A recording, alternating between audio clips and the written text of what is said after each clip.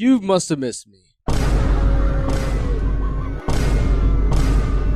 Okay, whatever. Since I've been confessing my love of movies, or you could say storytelling, I made a couple of videos about games that gave me a cinematic experience, and went on to appreciate how much love the developers poured into it, capturing a lot of images that reminded me of movies that perhaps inspired those artists. In one video, I spoke about the indomitable man himself, Kratos. How beautiful his journey was, beginning with vengeance to accomplishing peace. In that video, I went in depth on the remarkable cinematography that story displayed, accompanied with touching performances. And it's an inspirational story of Kratos becoming a dad and finally letting his son go into the world and explore for himself. And then I moved on to our friendly neighborhood, Spider-Man. Insomniac blessed us with a thrilling story that accumulated everything you've ever wanted in a Spider-Man story. Spider-Man 2 is the perfect Spider-Man tale.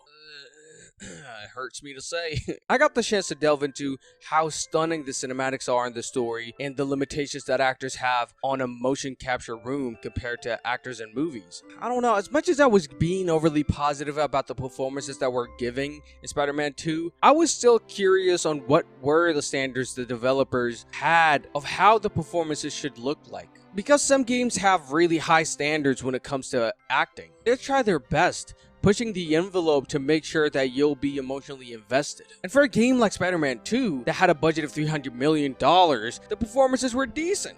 Great. And when I thought that's as far as the quality of the performances and the cinematography in games goes, there was a game that came out 4 years ago that elevated the standards of storytelling in the gaming industry to another level in terms of capturing emotion and facial expression. And that game is The Last of Us. This game told a story not only about hate, but also love and how far it can take you. And within that story, Ellie and Joel weren't the only ones that's actually growing. The bonds and connections between other people grew further. Almost everything had a past that could be discovered. A father gets a second chance at living a life that was stripped away from him once. Brothers surviving a tough world filled with ravenous creatures seeking blood. A mother that had to let go of her husband and son after they got infected. A friend that carried so much weight on her shoulder to protect her people and lend a helping hand. With Joe losing his daughter, he had to find something else to live for. And that something is Ellie. He ventured across the country, and through that journey he decided to open his heart again, to care and love. But with that, it brought that fear of his back to life. The thought of parting away from his daughter for the second time was something that nobody wishes on his worst enemy. So when he got the chance to either watch his daughter die again and save the world, or be selfish for once in his life and protect her, he chose her. And after 4 years since those events went down, Ellie is now an adult that's slowly figuring out life. Her relationships with people had gotten much more intricate, and Joel is included with those people. Ellie became distant from him since Joel confessed to her what happened to the Fireflies. And Ellie kept her promise to stay in Jackson, but never talked to him again. She held that against him for years, not accounting what was Joel going through at that time. And as she constantly comes in conflict with the idea of forgiving him, and forcibly trying to forget about Joel, her mind drifted away from the fact that things aren't guaranteed to stay in this post-apocalyptic world. Time only forced Ellie to consider moving on and start a new page with Joel. But no evil deed goes unpunished. Joel created a monster that came back to haunt him for his own selfishness. Not thinking for a second what Ellie truly wanted and acting upon pure need to keep that undying picture of his daughter alive. Both of them confronted a moment of regret that had happened in a sudden event that spiraled out of control. With the story switching angles, the world expanded much more and became this complex puzzle of dilemmas. A girl appears out of nowhere with a look of vengeance. That unquenchable thirst for revenge has cost her many opportunities of accomplishing peace and love. Her ruthless search for the man that caused that amount of pain she's suffering has never stopped until she ended him. Joel knew it was time to face the ramifications of his actions. There was no running away from what he's done. When Ellie arrives, she finds Joel on the brink of death and that image of his body on the ground drowning in his own blood was the last time she got to see him. With this girl making Joel serve justice and sparing Ellie, she began a perpetual cycle of hatred that will be hard to break out of. Ellie visits Joel's grave heartbroken with a promise to inflict the same damage that girl did to Joel. She moves forward with a plan to destroy every one of her people to get to her. Tommy secretly goes out to hunt the girl, making sure that Ellie and Dina never follow him and put their lives in danger. On their journey, Dina and Ellie went through a lot of obstacles, but they survived. And as they get closer to the girl that killed Joel, Dina outs her secret to Ellie that she's pregnant. Dina's biggest mistake is get pregnant, and Jesse's biggest mistake is Dina. So Ellie decided to go alone. She goes everyone in her way to get to the person that took Joel from her. When she arrives to the place, she's met with two of her close friends, and with them refusing to tell her location, she kills them both, not knowing that her friend is pregnant. Ellie goes back knowing that she did enough damage to that girl, and now her and Tommy and Jesse can take Dina back to Jackson. And before Ellie expects it, that girl kills Jesse and shoots Tommy in the head. A fight between Ellie and Abby unfolds, ending the fight with Ellie's arm broken and Dina passed out. With the attempt of letting things go, Dina and Ellie decided to live in a farmhouse far away from Jackson, holding the only memory Jesse left for them. Even through those moments of peace, Ellie still can't get over what happened to Joel, and those visions haunt her. She expresses to Dina that she can't sleep knowing that girl is out there breathing. Dina gives Ellie an ultimatum to either stay or leave and end things for good. Ellie surrenders to her rage and follows the girl to Catalina Island, and finds her hanging on a wooden pillar, starving. After untying her, Ellie threatens Abby to fight until one of them dies, and if she doesn't comply, the little kid will suffer the consequences. And Abby had to fight Ellie. With each blow that Ellie sends at Abby, the visions of Joel flashes in her mind. She realizes that might not be what Joel wants her to do, and she lets Abby escape, leaving Ellie there alone, drowning in her own sorrow.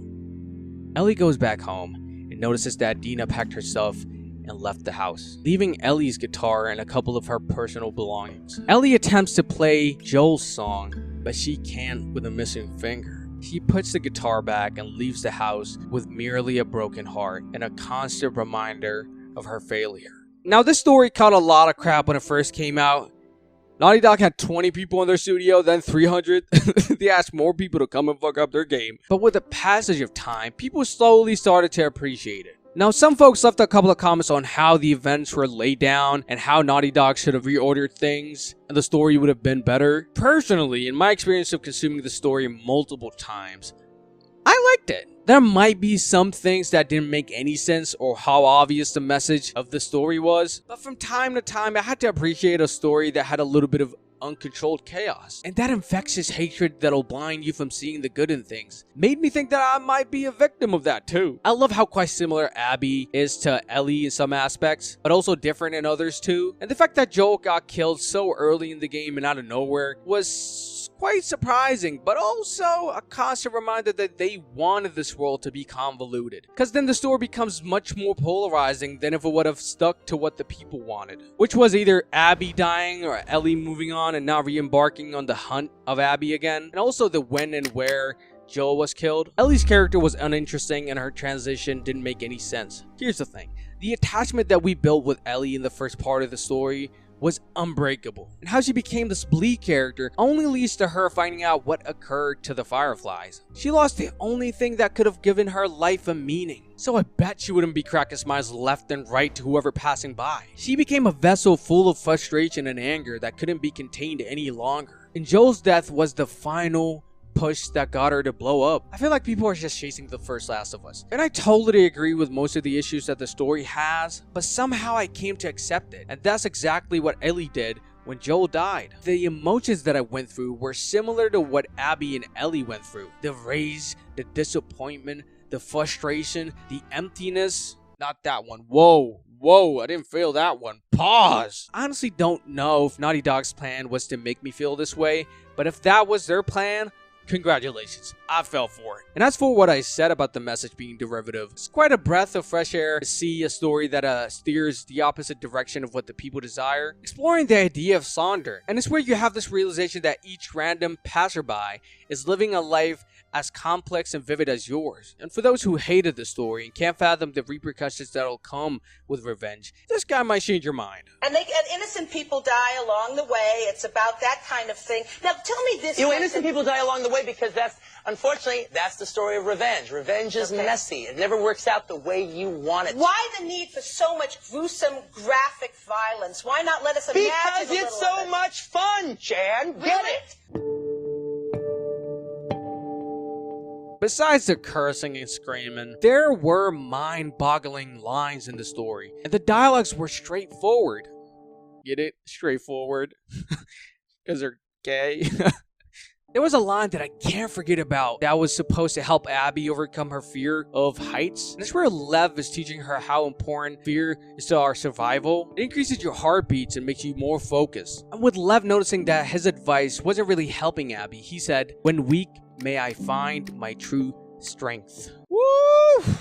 Bars! The dialogues between the characters were surprisingly engaging. They felt so natural and not forced and awkward. The action sequences might have been the best thing in this whole story. It expressed Ellie's emotions phenomenally in every fight scene. I was in desperate need to see more of Isaac, but unfortunately he died on our second meetup with him. And Jesse's also a character that I wanted to see more of. I've never liked Dina from the start. Her character felt like a spoiled teenager that just got bored and wanted to go out on an adventure with some random girl she made out with at a party. I know that her background with Ellie, but that's what it felt like. Regardless of the little minuscule details, I loved this story and the message it offered. It might not have been the message that I wanted, but something quite new.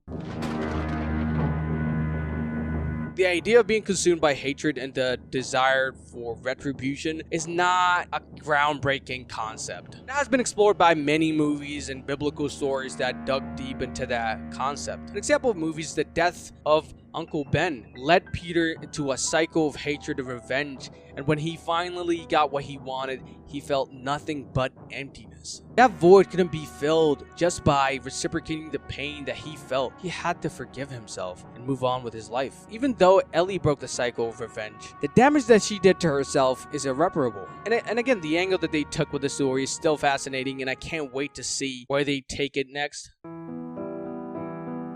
My praise for this story's composition increased much more. The images that they created on every cutscene were perfectly crafted. They've added so much depth to the scenes by manipulating the lights to enhance the mood of the set. The rain, the sunlight, the volumetric fog simulating thing was perfectly imperfect. I adored the variety of shot selection. They had wide shots, close-up shots, medium shots, and other unique angles that conveyed the emotions of each scene. Most of the cutscenes seemed like a oneer, and that's what it made it look intriguing. It kept switching things up with every action sequence, and it kind of reflected on how raw the events were. The tracking, the seamlessness, and the transition between scenes blew my socks off. Another element that truly elevated the story is the sound design. And it was quite shocking for me how far storytelling has gone in games like these. They've gone and added this suspenseful build-up, and I need to acknowledge the ambience noises that are engineered in this basically movie at this point is incredible. Infusing all of these elements with the undeniable soundtrack that is composed by Gustavo, I can confirm that this story gave me a unique cinematic experience that I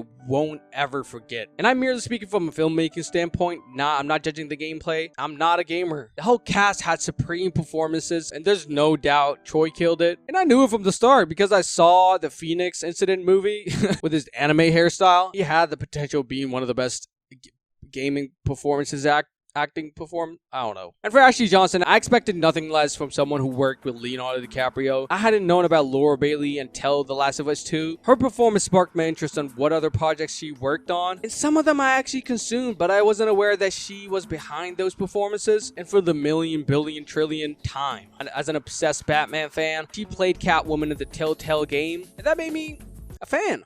I became a fan. Her and Troy killed it as Batman.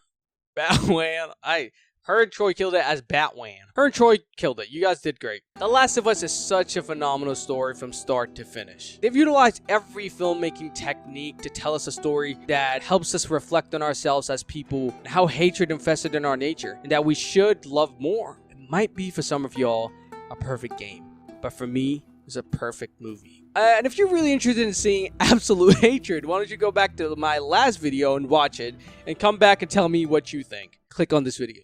Click it. Clickety click. Click, click, click, click, click, click. Click, click, click, click, click, click, click, click, click.